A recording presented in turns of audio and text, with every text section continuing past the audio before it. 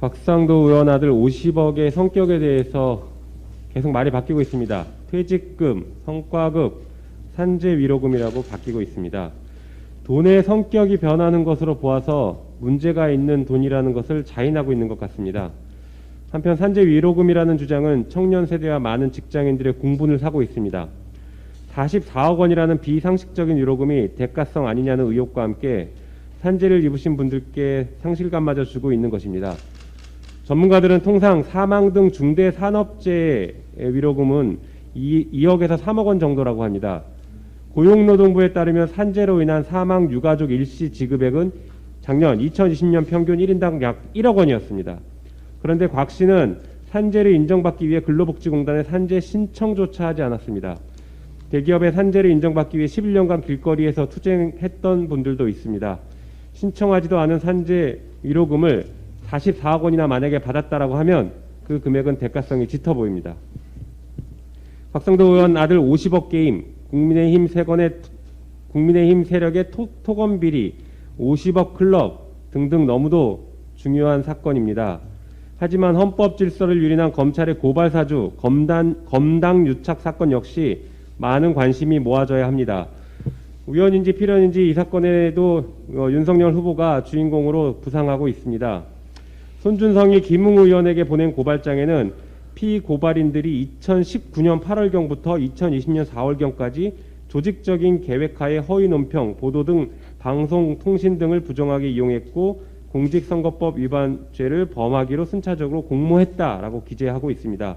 그리고 관련 증거까지 첨부하고 있습니다. 이는 명백한 불법 사찰 행위입니다.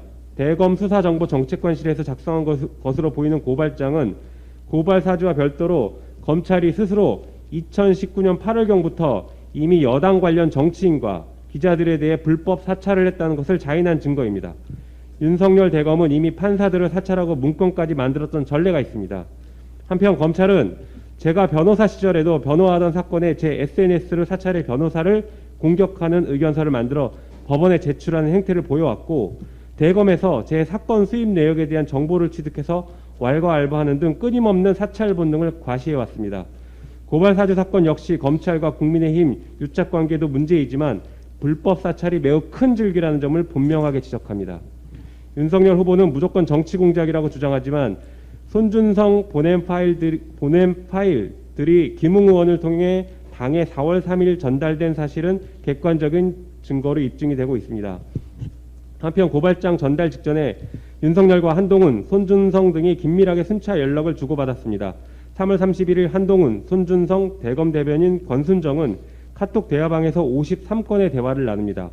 4월 1일 윤석열과 한동훈은 29차례 전화통화를 했고 한동훈, 손준성, 권순정 대화방에서 75건의 대화를 나누었으며 고발장 전달 전날인 4월 2일 윤석열과 한동훈은 17차례 전화통화를 했고 한동훈, 손준성, 권순정 대화방에서 30건의 대화를 나눕니다.